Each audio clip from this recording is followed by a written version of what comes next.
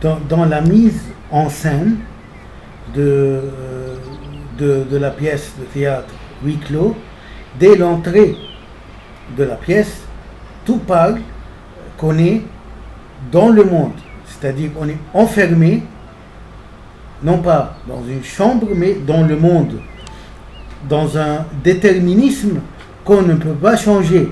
Donc on est lancé dans un monde où dominent certaines règles qui ne sont pas très bons, mais qu'on ne peut pas changer et qu'on doit y s'adapter. Donc on n'est pas satisfait, le monde, on n'est pas satisfait du monde, et le monde n'est pas fait pour nous satisfaire. Il a été avant nous, et voilà que nous devons accepter et suivre ces règles. Dans cette chambre, il n'y a pas de lit pour nous conforter. Garcin dit, alors pourquoi dormir? Donc il essaie de faire des excuses, pas besoin donc du lit, même si on est habitué à dormir, on doit dormir, donc on doit s'adapter. Il suffit de s'étaler sur le canapé et puis de se lever, frotter les yeux et tout recommence. Donc notre journée recommence ainsi. Donc il n'y a pas de glace. Il dit pourquoi se voir dans la glace? Pas besoin. La glace, plus tard, on connaîtra qu'elle va servir, elle doit servir de conscience. Et il n'y a pas de glace. Ce qui va remplacer le miroir, la glace, c'est les autres. Donc, je me vois à travers le regard des autres. Et Inès dira, moi, je suis plus fidèle à ton image que le miroir, que la glace. C'est-à-dire, je peux te montrer toi-même plus que la glace. Le monde n'est pas arrangé pour nous satisfaire parce qu'il n'y a pas de lit. Donc il dit, on n'a pas sommeil. Certains personnages disent, on n'a pas sommeil. Et pourquoi dormir si on n'a pas sommeil? Donc ils essayent de se convaincre pour s'adapter au nouveau milieu. Un petit éclat noir, le rideau qui tombe et se relève, et la coupure est faite. L'œil se ferme et le monde s'anéantit. Donc, c'est la mise en scène de la fin du monde. Donc, on vient dans cette chambre, dans ce monde, on doit respecter les règles. Et puis, de toute façon, ce n'est qu'un instant qu'on va vivre ici. Parce que tôt ou tard, on va fermer les yeux et le monde s'anéantira à nos yeux. À la fin de la pièce, nous verrons que un personnage dira tôt ou tard on va mourir. Tôt ou tard on va mourir. Donc l'autre répond, on meurt toujours très tôt ou trop tard. Ce n'est pas important. L'important c'est de vivre ce que nous avons rêvé, de vivre nos rêves. Donc Garcin dit dehors à l'extérieur des murs, qu'est-ce qu'il y a? Donc Garcin dit au serviteur, il y a un serviteur qui donne des informations sur un peu l'hôtel, sur la chambre. Donc Garcin lui demande dehors à l'extérieur, qu'est-ce qu'il y a? En dehors de ces murs, qu'est-ce qu'il y a? Il lui répond, il y a des chambres. Donc c'est comme l'univers en dehors de notre planète. Qu'est-ce qu'il y a? Des autres planètes, des autres chambres. Il y a toujours de lumière dans la chambre. Garcin dit, est-ce qu'on peut couper le courant? L'autre dit, la direction n'a jamais fait ça. Donc, dans cette chambre aussi, il n'y a pas de il y a toujours de lumière, on ne l'éteint pas. Garcin dit au serviteur, est-ce qu'on peut éteindre la lumière? Il dit, la direction n'a jamais fait ça. Mais quand même, on verra. Donc, il se questionne à propos des lois de l'univers. L'univers est fait comme ça. C'est comme il questionne un témoin, un moyen vers Dieu, si on peut éteindre. Donc, il lui répond non, c'est la règle du jeu, c'est la règle de l'univers. Dieu a décidé ainsi, on ne peut pas. Moi, je vois que le serviteur, c'est comme un envoyé de Dieu aussi. On peut représenter ça. Moi, je le comprends comme ça. Le serviteur vient, c'est un moyen entre ces gens-là et les règles, ou quelqu'un qui a mis les règles de la chambre. Donc, on pose des questions à ce serviteur. Et puis, lorsque ces trois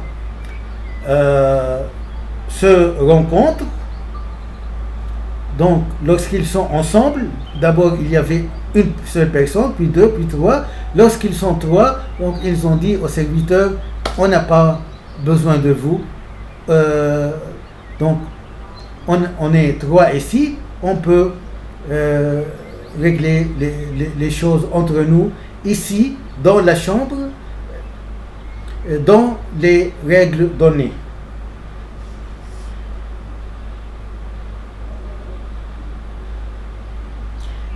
Donc, dans la chambre, il n'y a pas de glace, il n'y a pas de lit, il n'y a pas de...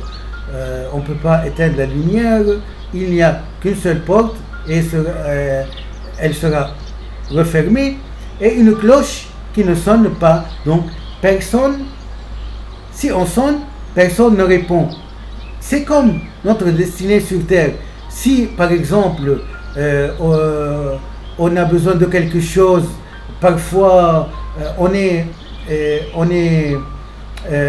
dans une situation bloquée, triste, parfois on crie à Dieu et personne ne nous répond. C'est comme nous sonnons la cloche et personne ne nous répond. Donc, quelqu'un dit, est-ce qu'il faut vivre donc on ne peut pas couper le courant. Donc, Garcin répond, il faut vivre les yeux ouverts pour toujours alors. Donc, sur Terre, il faut vivre les yeux ouverts. Il faut faire attention. Le monde est fait, le monde est fait de mauvaises épreuves, de dangereuses épreuves. Il n'y a pas uniquement de roses et de fleurs, il y a des épines. La porte ne s'ouvre pas. La cloche, la sonnerie ne sonne pas pour ouvrir. Donc, si on sonne, personne ne peut nous ouvrir. Le serviteur ne peut rien faire. Il dit, si vous avez des questions à me poser, puis le serviteur s'en va. Donc, à la fin de la rencontre, avec le serviteur qui essaye d'expliquer les règles, d'expliquer ce qu'il y a dans la chambre, de poser les questions, est-ce que vous avez besoin de quelque chose? Ce serviteur, en fait, ne peut rien faire. Il dit, avant de partir, donc si vous avez des questions à me poser, Si vous avez donc encore plus de questions à me poser, ils répondent non et il ressort. Donc, ils se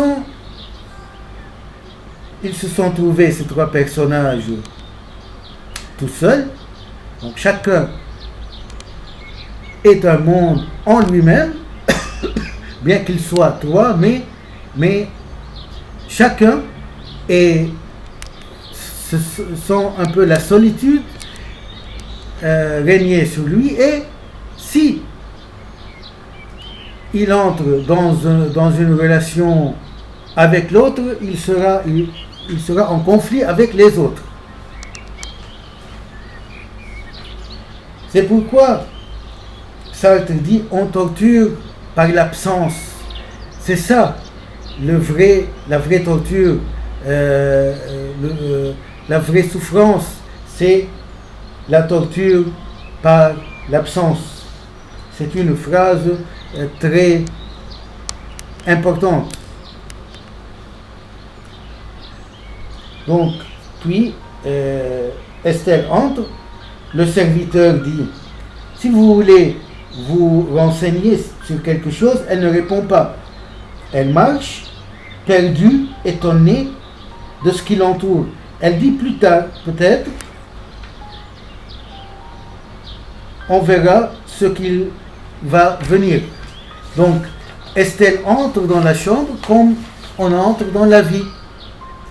Perdu, on marche pour voir ce qu'il y a, comme on entre dans une nouvelle chambre, on vient dans cet univers, dans cette vie.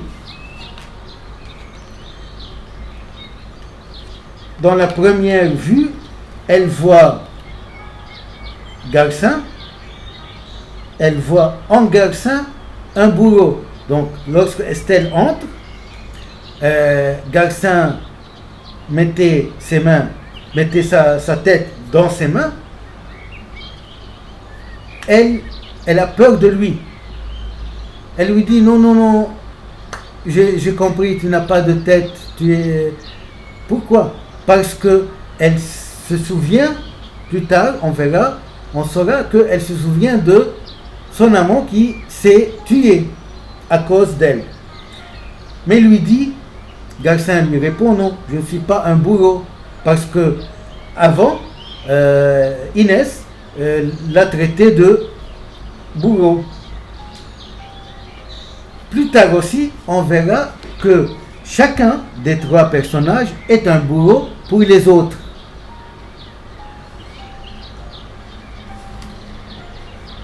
Puis la glace est rompue entre ces trois.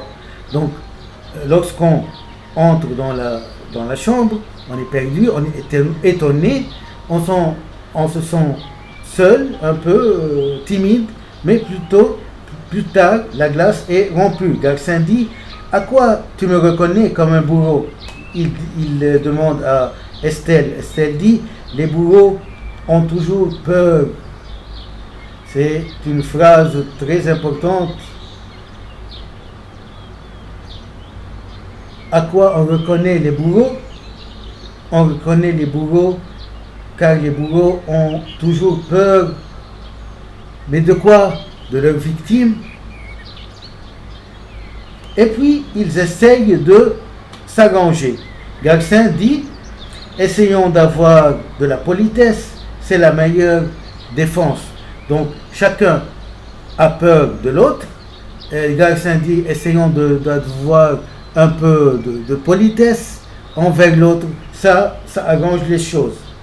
Donc, on n'attend pas une paix entre les autres, mais attend une attaque, une guerre. C'est pourquoi il dit que la politesse, c'est la meilleure défense. Garcin dit, je suis sûr qu'on peut s'arranger.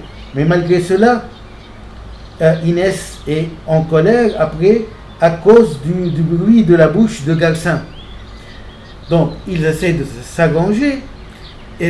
Chacun se met dans une chaise, dans un petit canapé. Mais Garcin commence à faire un bruit de sa bouche. Inès est dérangée.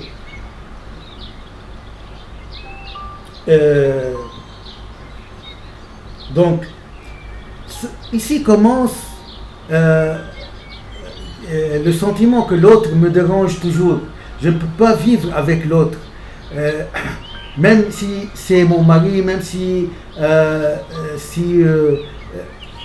ma femme, si c'est mon ami, si c'est mon frère, à un moment donné, je me sens, même si on ne parle pas, l'existence de l'autre me dérange toujours.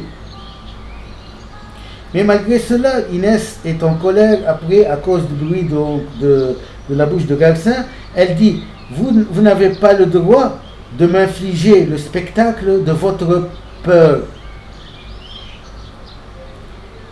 Il lui dit, vous n'avez pas peur, vous n'avez pas peur, vous. Elle lui répond, c'était avant, où on gardait l'espoir. Garcin lui répond, nous sommes maintenant avant. Nous n'avons pas commencé déjà à souffrir.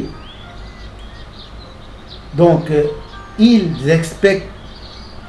attendent une bonne souffrance. À ce petit entracte, Garcin dit à Inès, attendez, ce n'est que le début, on n'a pas déjà commencé à souffrir sérieusement. Donc, je récapitule, Garcin pose la question à Inès, vous n'avez pas peur? Non, je n'ai pas peur, mais il lui répond, attendez, la souffrance n'a pas déjà commencé. C'est la destinée de l'homme, dès sa naissance. Donc, dès sa naissance, l'homme n'attend pas le bonheur, il attend la souffrance et la peur. Pourquoi? Parce que l'existentialisme, de par sa définition, c'est exister, c'est prendre conscience de la vie. Et prendre conscience de la vie, c'est-à-dire prendre conscience de tout ce qui est dans la vie, c'est-à-dire de la souffrance, de la peine, des conflits entre les hommes, de la peur du futur, de demain, du lendemain. L'animal n'a pas peur du lendemain, il se contente de ce qu'il y a aujourd'hui, et il n'a pas de mémoire, donc il ne souffre pas doublement, il ne souffre pas du présent et de ses mémoires passées qui sont très tristes. Il vit au jour le jour, l'animal vit au jour le jour. Quand est-ce que l'homme est bien rempli de tristesse, d'angoisse? Estelle, dès son entrée, elle est satisfaite car ils sont 3 et personne d'autre ne va venir en plus. Donc ils se contentent comme ils sont ainsi. Tellement l'existence de l'autre est agaçante. Donc 3, c'est amplement suffisant pour faire un débat entre entre tout le monde, c'est-à-dire entre les 3.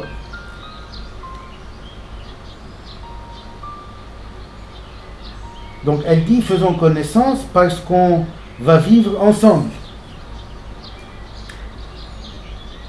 Faisons connaissance parce qu'on va vivre ensemble. Il y avait un proverbe qui disait, parce qu'on est tous en exil, donc faisons une amitié entre nous. Donc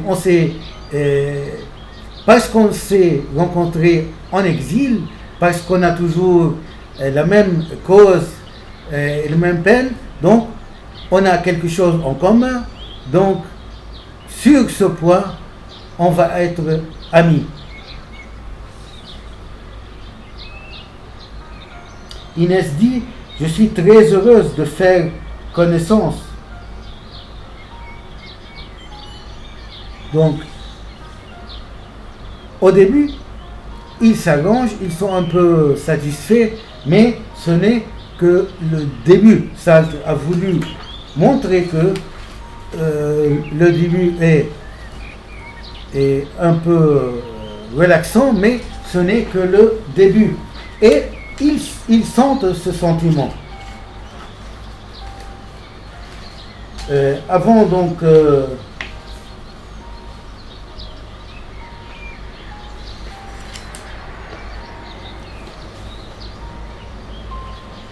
avant tout, il faut conserver l'humeur humaine. Donc ils disent comme ça,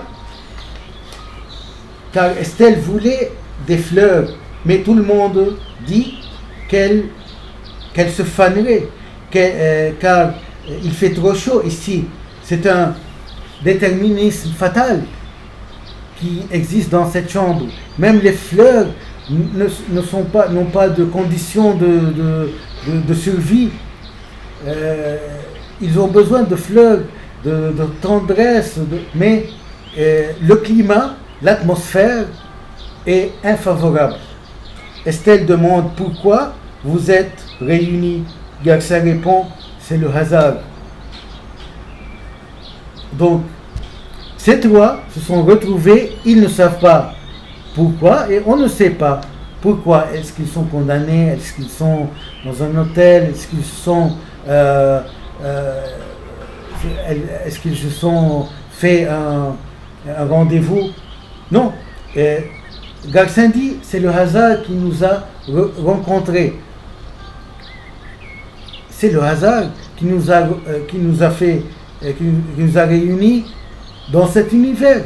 Pourquoi nous sommes venus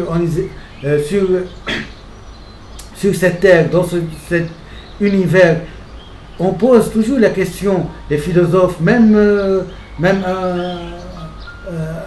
un homme ordinaire, et c'est le hasard. C'est le hasard qui fait les choses. Les curés vous diront, c'est Dieu qui nous a créés, mais c'est le hasard. Chacun a une vie précédente et était mort. Donc,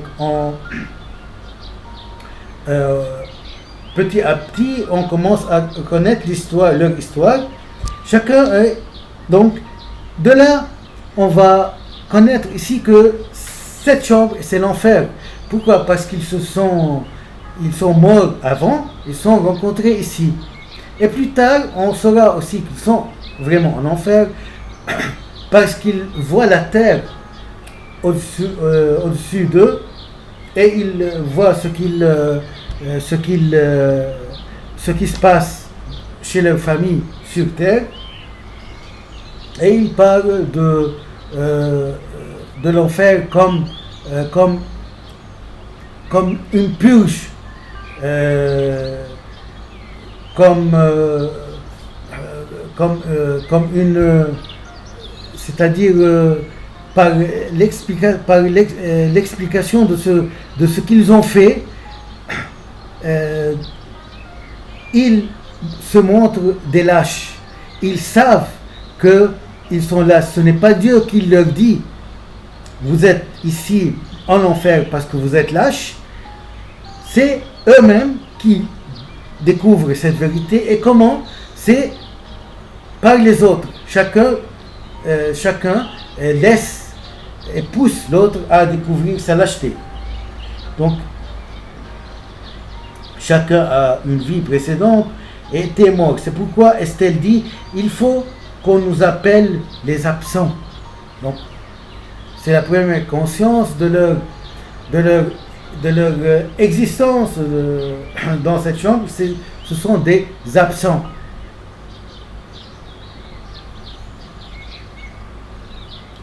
Et l'absence, c'est un sentiment très souffrant, très sulfureux. Ils viennent en vie avec le sentiment de la peur. Donc ils viennent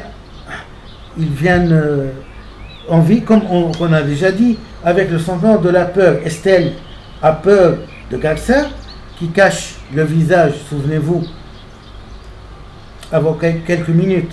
Donc, on vient avec de la peur,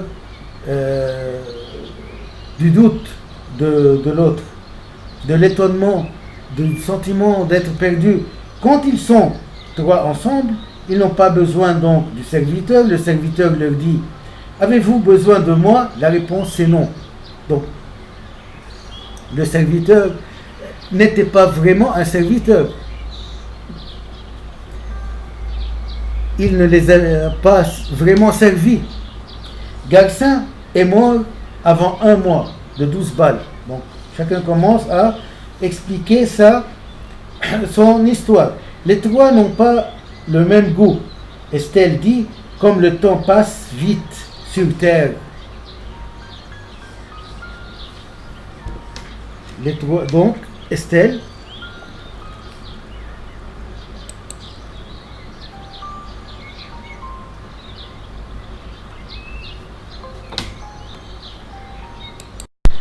donc il y a ici le poids du temps, non pas de la peur, le poids du temps,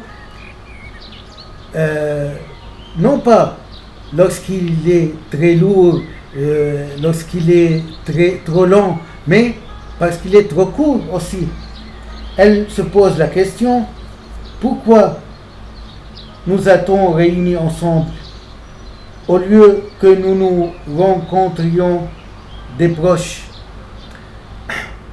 Donc, pourquoi on est créé, pourquoi on est ici, ici, et nous sommes des étrangers. Donc c'est un sentiment de distance entre chacun. C'est un sentiment de froideur, un peu de regret,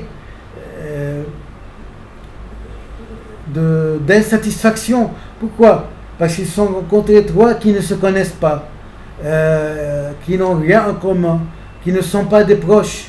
Donc elle dit, ça aurait été mieux si on s'est rencontrés ici par hasard, mais avec des proches. Par exemple, Garça avec sa femme qui a été morte à cause de lui, avec Estelle avec Pierre, et ainsi de suite.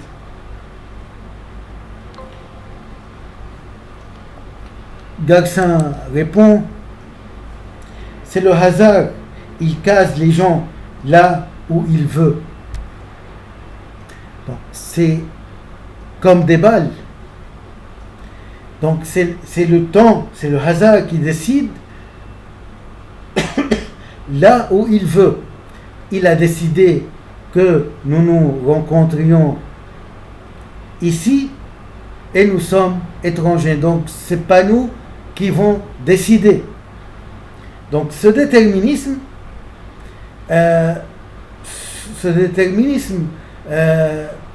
qui accable ces trois et qui nous accable, comment s'en sortir? On verra à la fin de la pièce que on va sortir par décider de nous-mêmes. Inès dit: ce n'est pas le hasard, non, il nous attendait. Tout est prévu, ce n'est pas par hasard que je suis en face de vous.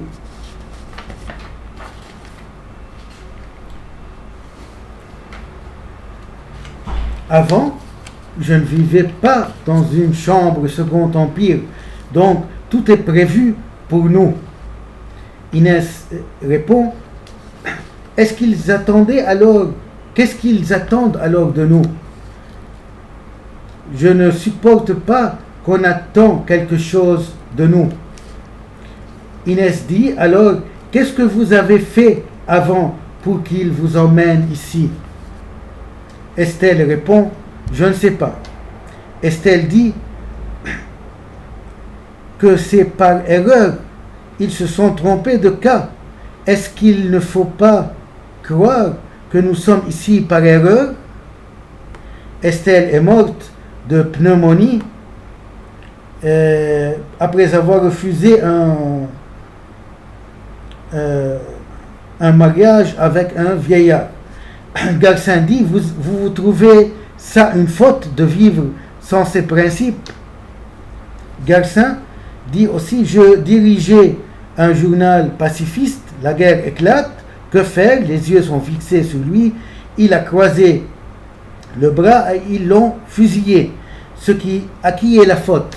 Donc ça commence la question de débat entre les trois, entre se trouver par hasard et se trouver par une volonté prévue par quelqu'un d'autre. Chacun a commencé à se poser la question, pourquoi ici? Parce que si c'était prévu, donc il y a quelqu'un qui veut quelque chose de nous, donc qu'est-ce que j'ai fait?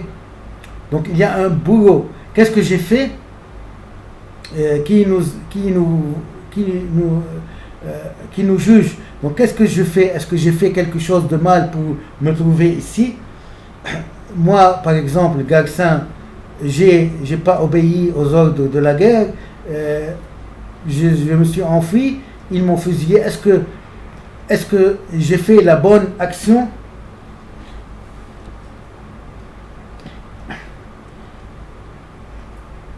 Estelle lui répond, il n'y a pas de faute.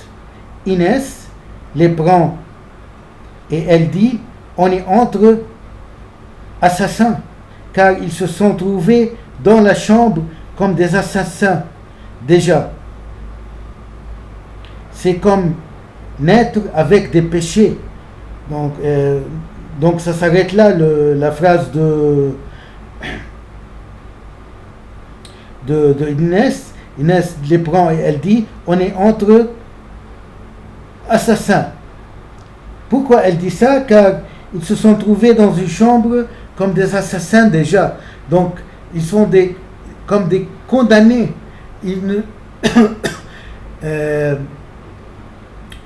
Par exemple, Garcin était condamné sur terre par la fusillade, et ici, quelqu'un va les condamner de nouveau. Donc, comme des assassins, déjà, c'est comme naître avec des péchés. La situation que Sartre a voulu représenter ici, que ces personnages portent en elles, lorsqu'ils sont venus dans la chambre, des péchés. Garcin, le péché de s'enfuir, Estelle, le péché que son amant s'est suicidé à cause d'elle. Donc on est ici, on a le sentiment d'être né condamné, mais à ce stade-là, on n'a pas déjà dit, chacun n'a pas dit ce qu'il a fait de mal aux autres, mais dès ce stade-là, dès cette étape-là, même s'ils se semblent innocents, ils ont peur, ils se décrivent comme des assassins, et ils sont en enfer déjà. Pourquoi nous sommes en enfer? En enfer ou sur terre? Sartre a voulu faire de la scène la même. L'enfer, c'est la terre, et l'enfer c'est la terre, et la terre c'est l'enfer. Mais il a voulu représenter ces personnages comme portant des péchés dès leur naissance. C'est comme les chrétiens, c'est comme la tradition chrétienne, peut-être d'autres religions. Ils disent que l'homme, dès sa naissance, il porte des chaînes, il porte un péché. Le christianisme dit qu'il porte des péchés originels, le péché originel qu'on ne connaît vraiment pas l'identité. Donc ils sont comme des assassins. Déjà, c'est comme naître avec des péchés. D'ailleurs, tous ont commis des fautes envers les autres. On verra ça plus clairement plus tard.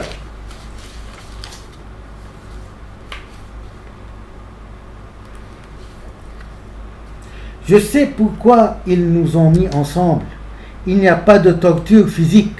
Inès dit cette phrase. Je sais pourquoi ils nous ont mis ensemble. Il n'y a pas de torture physique. Et nous sommes en enfer. Donc c'est une torture morale. Il y a quelqu'un qui manque ici. C'est le bourreau. Le bourreau, c'est chacun de nous pour les deux autres. Donc ils ont décidé de se mettre chacun seul. Pourquoi? Par peur du bourreau.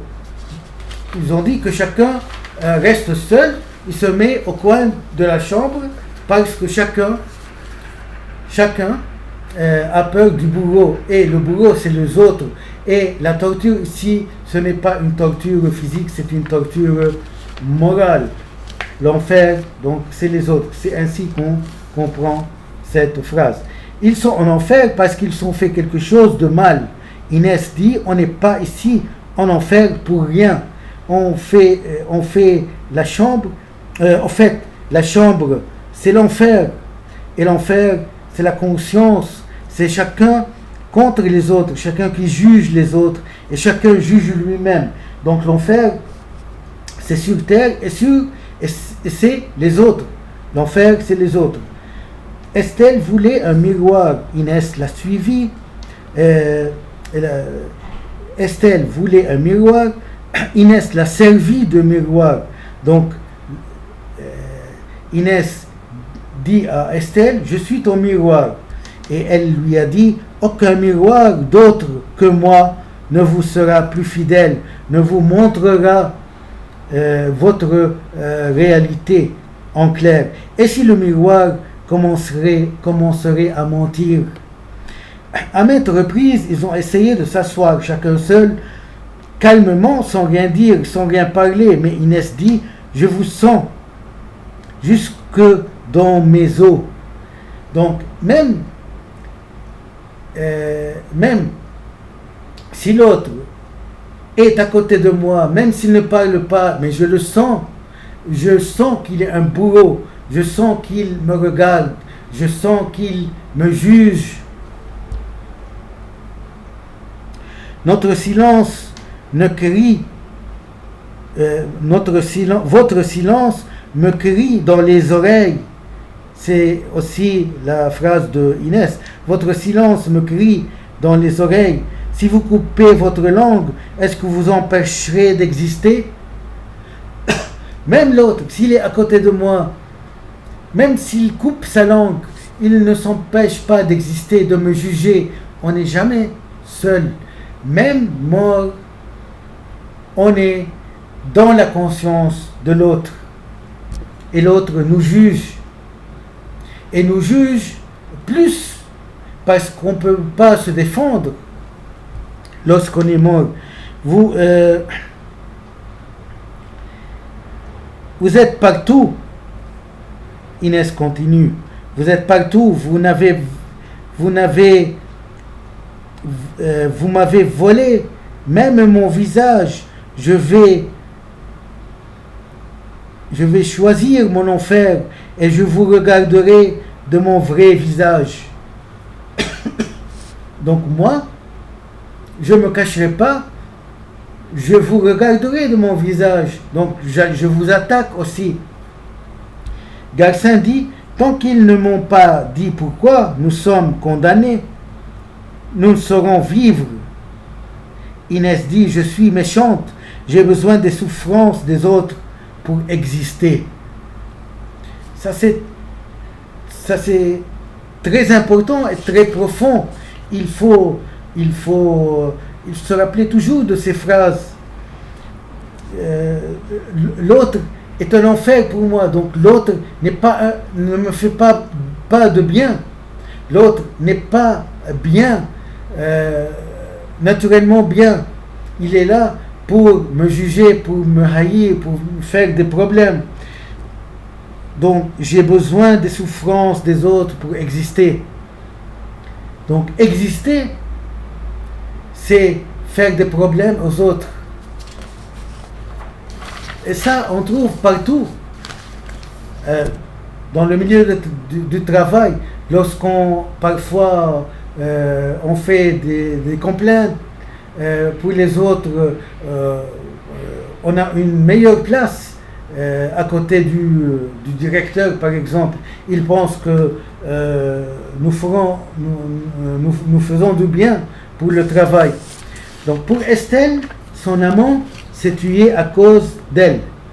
Garcin et Inès la poussent à parler et essayent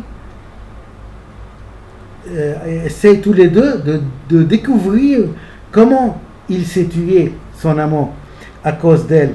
Son amant voulait un enfant et elle ne le voulait pas. Donc, elle s'est débarrassée de lui et c'était une fille. Donc, son amant s'est tué. C'est pourquoi Estelle dit à Garcin et Inès, je vous hais, car ils l'ont dévoilé. Ils l'ont dévoilé son péché, sa faute. Garcin répond, inutile de pleurer pour nos fautes. Ici en enfer, les larmes ne coulent pas. Ça c'est très dur. Je répète, Garcin, inutile de pleurer. Donc face au péché de Estelle qui s'est découvert, et Estelle qui commence peut-être à pleurer, Garcin dit, même si vous pleurez, donc ici il n'y a pas de larmes. Inès dit, je suis en piège pour tout. Je suis un piège pour tout. Tout est piège ici. Chacun est un piège pour l'autre. C'est ici qu'ils se sentent donc nus. D'ailleurs, Inès dit dans un paragraphe, donc vous embrassez-vous, donc vous êtes déjà nus, chacun a dévoilé son péché, sa bassesse, donc on est tous nus et tout le monde est nu, donc faites ce que vous voulez.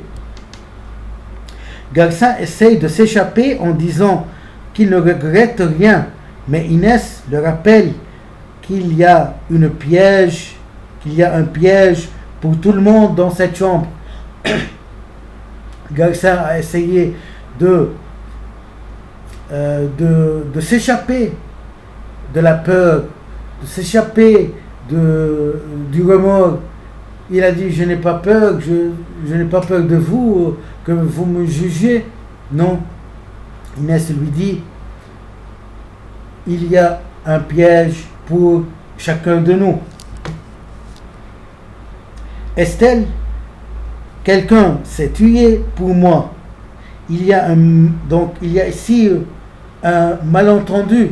Elle demande à Garcin de la sauver. Il lui répond, adresse-toi à Inès. Elle répond, mais elle est une femme, elle ne me comprend pas.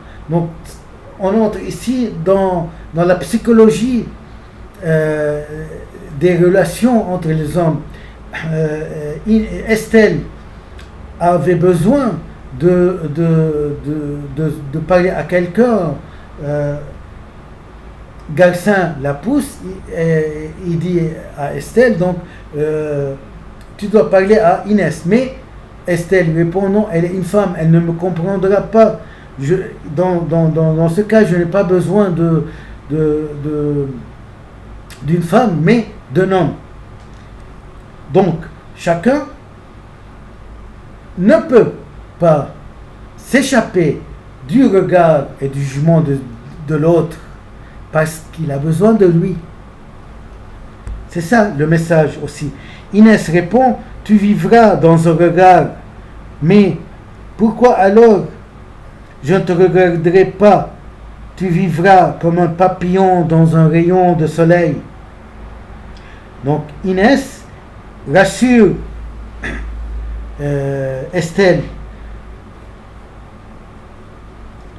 elle lui dira, tu vivras libre comme un papillon dans un rayon de soleil.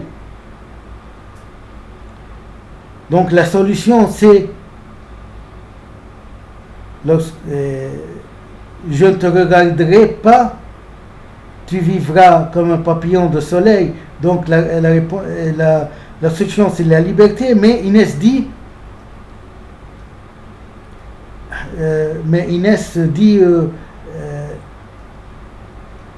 tu vivras dans un regard. Yani, même si tu cherches la liberté, tu ne peux pas s'échapper du regard de l'autre. Inès dit alors, tu seras ce que tu voudras. Donc, si tu veux être libre, si tu ne veux pas vivre dans le regard de l'autre, ce qui est ta destinée, tu dois faire ce que tu voudras et tu dois être ce que tu seras vraiment. Donc il y a une destinée qui nous accable, qui nous empêche de vivre, qui nous ôte notre liberté, et il y a ce que nous devrons faire, d'être libre comme un papillon dans un rayon de soleil. Après avoir chacun raconté son passé, Inès dit à Garcin, maintenant on est tous nus. C'est bien comme ça? Garcin dit, moi et Estelle, chacun ne pourra s'en tirer tout seul, mais ensemble. Donc, Garcin dit, moi et Estelle, et chacun ne pourra s'en tirer tout seul, mais ensemble. La vie continue après la mort. Pour Inès,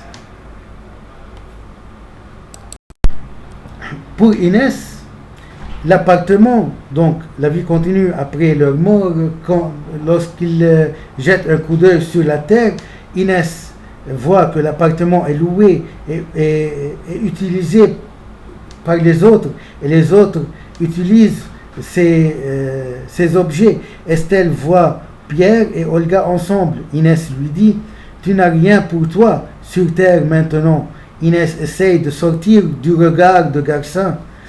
Elle lui dit, je n'ai pas besoin de votre pitié, et attention, il y a une piège pour vous aussi. Donc chacun essaye de s'enfuir du regard de l'autre, mais tombe dans un piège. Estelle dit, je ne peux pas rester seule. Donc il y a un besoin de l'ensemble pour trouver un peu le calme et un peu une certaine tendresse, une certaine paix, une certaine sécurité. Estelle dit, vous savez que je suis une ordure. Donc, la conscience commence à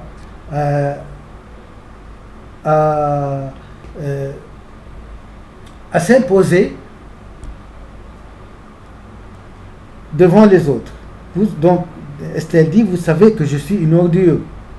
Donc, leur situation sur terre est différente un peu de celle en enfer. Donc, il y a une différence entre leur situation passée sur terre et leur situation en enfer. Ils essaient de sentir un remords, d'aimer ceux qui ont trahi et qui ont haï, d'attraper des circonstances qui se sont écoulées. Estelle dit,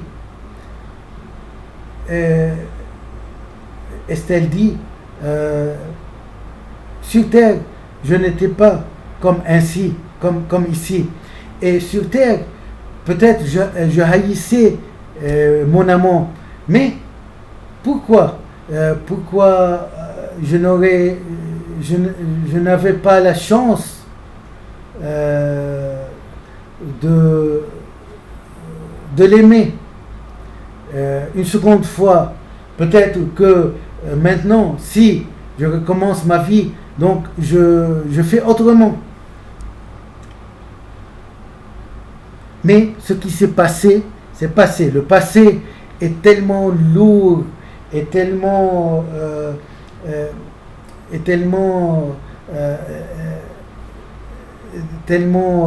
inséparable de l'homme.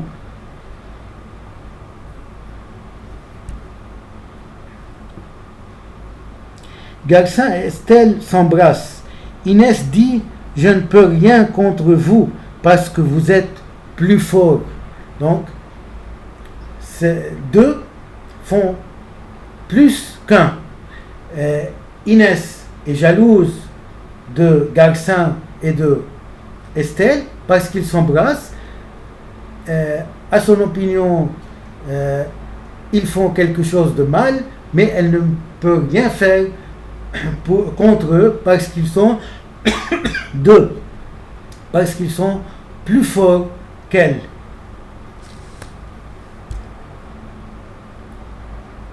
Les mains ne peuvent pas toucher les pensées. Même si Inès dit ça, les mains ne peuvent pas toucher les pensées. Même si je vais vous étrangler, ça c'est votre pensée, je ne peux pas l'étrangler. Je ne peux pas étrangler vos pensées. Je ne peux pas étrangler votre regard. Je ne peux pas étrangler votre jugement. Garcin dit à Inès: fais ce que tu veux, va, fais ce que tu veux. Je ne suis pas là pour me défendre. Puis il demande à Inès de lui faire confiance. Elle dit non. Puis Garcin demande à Estelle de lui faire confiance. Estelle répond non. Donc, Inès est contre les deux.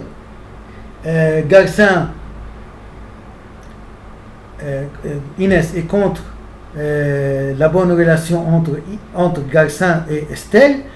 Garcin demande à Estelle qui l'embrasse de lui faire confiance. Donc ici, la relation commence à se casser. Elle lui répond non, je ne peux pas te donner ma confiance. Garcin a pris une position pacifique contre la guerre. Ils l'ont fusillé. Alors il demande aux autres: est-ce que j'ai bien fait? Donc l'homme ne peut pas se juger. Il demande l'opinion des autres. Tellement il est mesquin, tellement il ne peut pas se juger. Et donc, se regarder.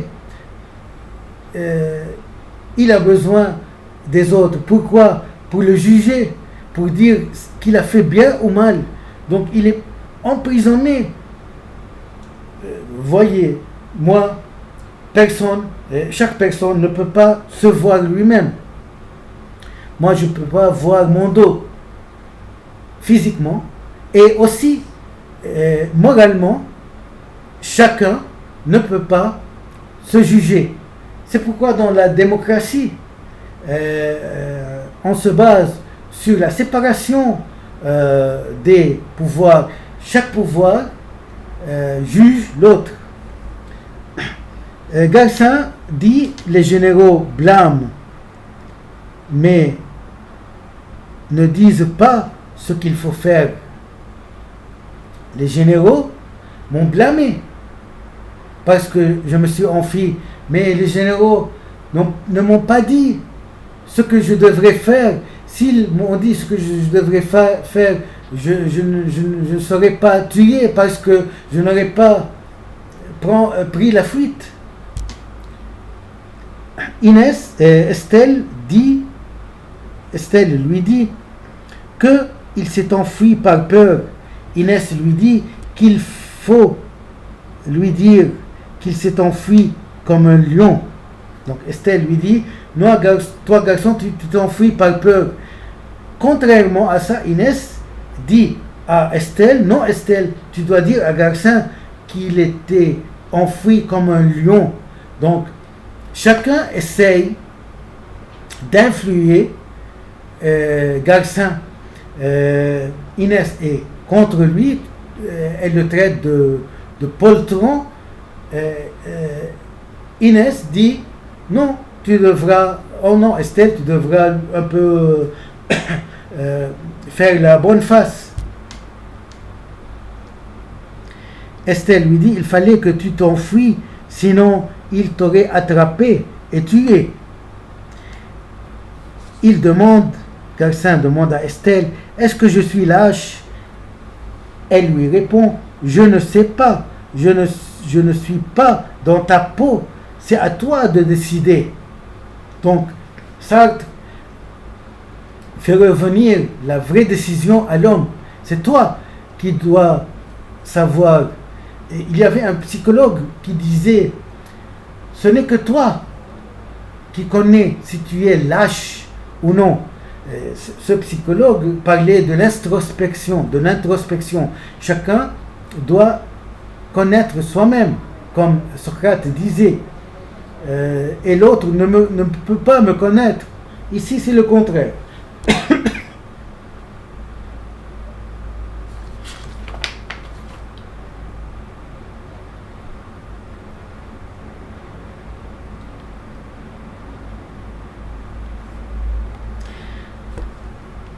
Donc Estelle dit, tu devrais avoir des raisons pour ta fuite. Garcin répond, est-ce que c'est de vraies raisons? Inès dit, des raisons. La peur, la honte, ce sont des raisons aussi. Donc cherche et interroge-toi. Inès dit, c'est ça le vrai problème, les raisons. Garcin ne peut pas réfléchir, il dit, c'est ma mort qui décide si je mens. En n'acceptant pas, je ne serai pas lâche. Garcin embrasse de nouveau Estelle et lui dit, regarde-moi, j'aime quelqu'un me regarder.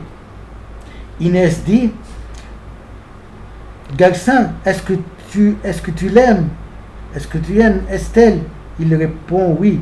Mais Inès dit à Estelle, et toi?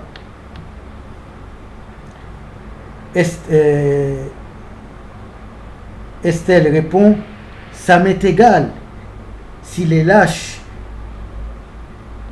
mais car il embrasse bien.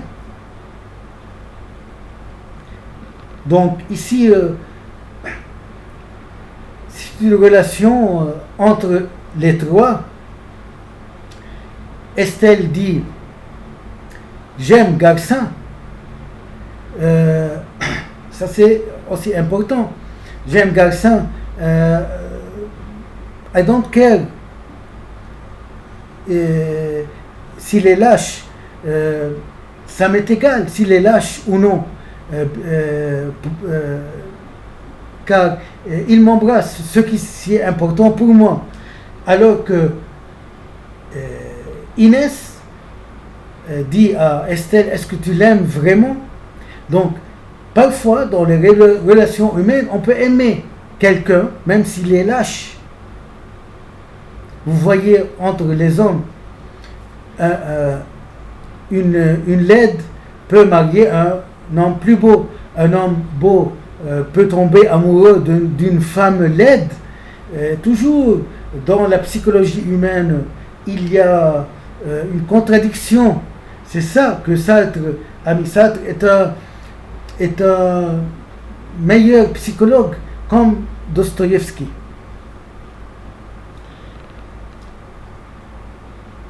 Donc, dit à Estelle, et toi? Garcin dit, mes copains, voilà. Ils ont décidé que je suis lâche. Garcin dit, donc mes copains, ces deux femmes, ils ont décidé que je suis lâche, je suis mort, mais ma femme est morte et je suis dans l'histoire. Donc, Garcin dit, je suis mort, ma femme est morte, nous sommes rien, mais nous sommes dans l'histoire. L'histoire est un cumul des morts, est un valet des morts. Même si quelqu'un meurt, il reste dans l'histoire. Il ne peut pas se dissiper. Et l'histoire aussi juge. Estelle tient la main de Garcin et lui dit « Oublie-les ». Il répond « Si je les oublie, ils ne m'oublieront pas ». Donc, il y a aussi ici une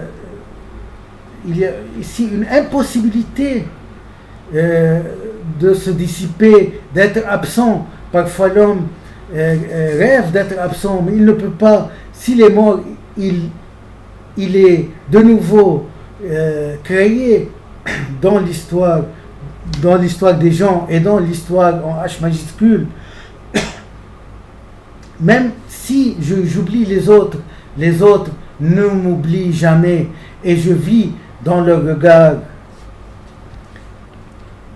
Je suis hors car je suis mort, mais les autres font le bilan de moi. On n'est jamais seul. Je suis tombé après ma mort dans le domaine public, dans l'histoire. Garcin dit aux autres, vous avez de la chance, personne ne pense à vous sur terre.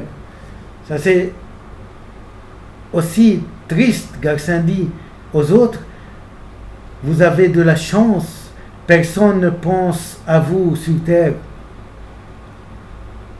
Même moi, Garcin, a peur du regard des autres sur terre. Garcin et Estelle s'entendent, mais Estelle dit à Garcin, ne crois pas en un mot de ce qu'elle dit, de ce que Estelle dit.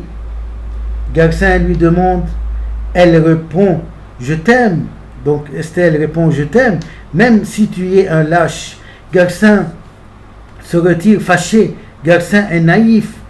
Il ne connaît pas l'inconscient de l'autre, ce qu'il pense inconsciemment. Garcin alors essaie de sortir et dit à Estelle, tu es moche. Ils essayent de s'enfuir. La porte s'ouvre, mais où aller? Donc ici la porte s'ouvre, mais ils ne peuvent pas sortir. Ils n'ont pas le courage de sortir. Car où aller? Et maintenant on connaîtra la vraie raison pourquoi ils ne peuvent pas s'en aller. Donc personne ne s'en sort, même si la voie est libre. Donc qui les retient? Ils sont inséparables. Maintenant qu'ils sont inséparables, ils ne peuvent pas sortir. Garcin dit qu'il reste à cause d'Inès. Garcin dit, je reste à cause d'Inès. Pourquoi? Parce que Inès connaît ce qu'est le mal, la honte, la peur. C'est Garcin qui dit ça. Il s'adresse à Inès. Toi, tu me dis, si je suis lâche, toi tu m'as enseigné que je suis lâche. Toi, tu connais la définition de ce qu'être lâche. Il dit plus à Inès, crois-tu que je vais te laisser ici, triomphante? Donc il y a une seconde raison. Il veut faire quelqu'un qui veut faire du mal à l'autre. Et peut-être qu'il trouve une autre voie, un autre endroit pour vivre. Il ne va pas à cet endroit. Il va rester, malgré lui-même, malgré qu'il devra souffrir, mais pour faire souffrir l'autre, pour un peu,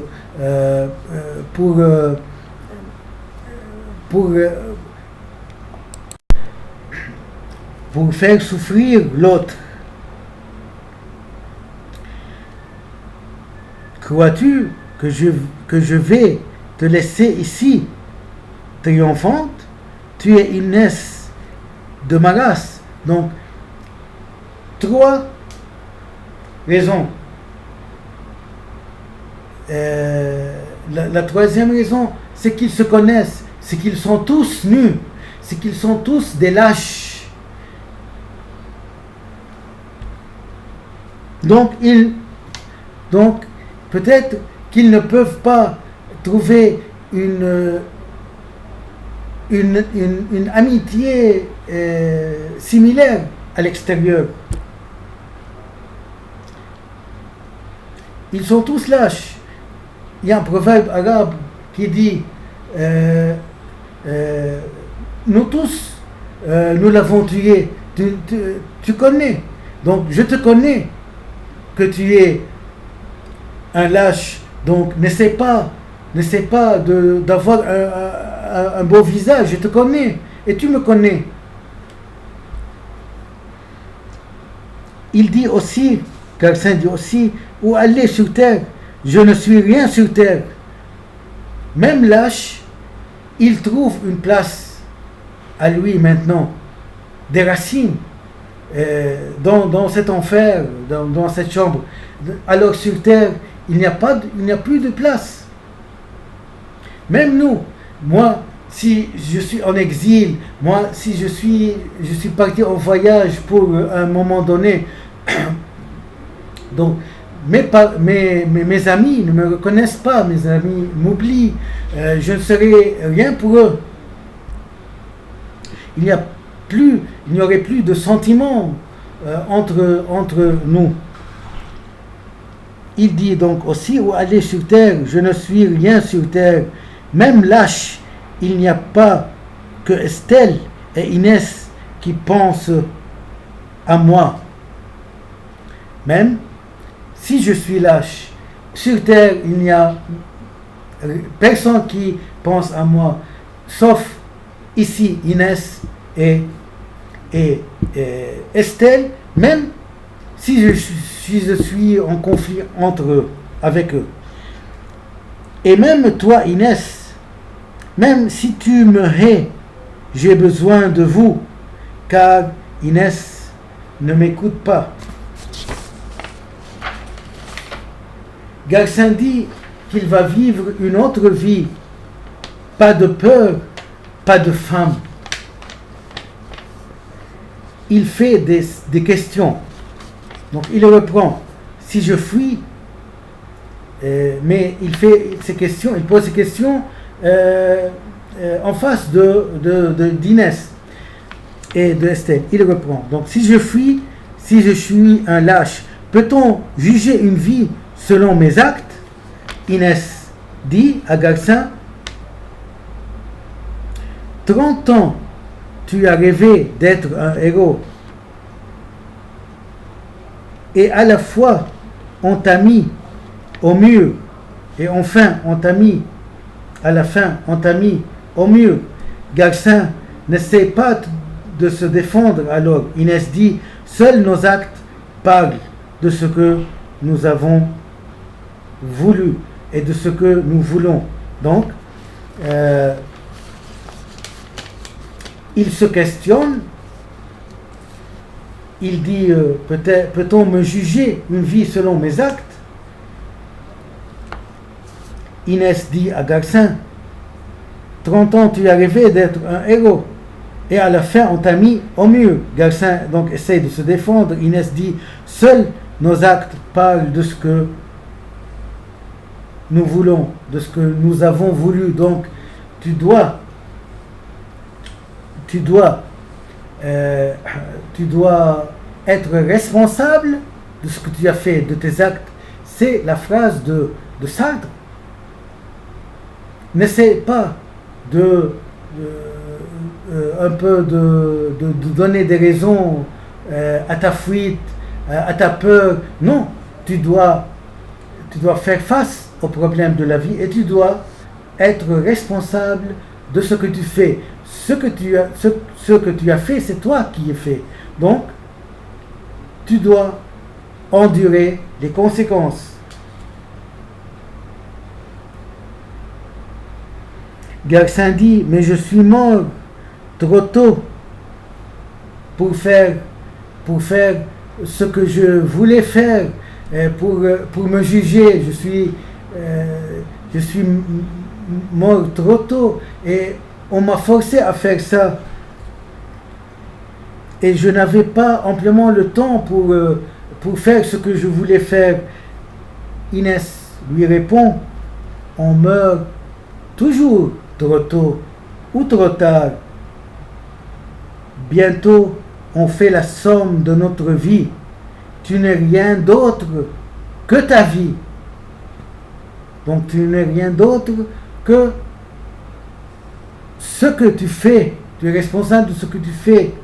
Et Estelle dit à Garcin, je ne suis que le regard qui te voit. Inès prévient Garcin de la ruse de Estelle. Puis Estelle, elle le tue. Peut-être elle le tue. Et quand ils s'embrassent, Inès commence à dire, Garcin, tu es lâche. Garcin dit, l'enfer, c'est les autres, avec tous ces regards sur moi.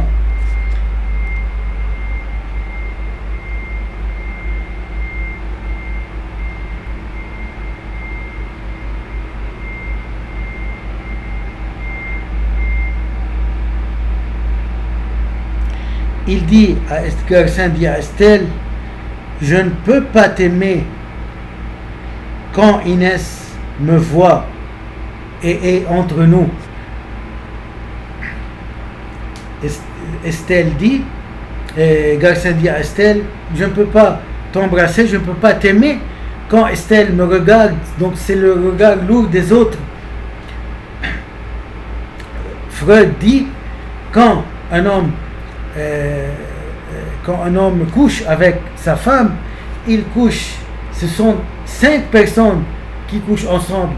C'est donc parce que l'homme et la femme, ils ont dans leur esprit la conscience de leurs parents aussi, sinon aussi de la société. Donc on n'est jamais tout seul. Et le regard des autres nous dicte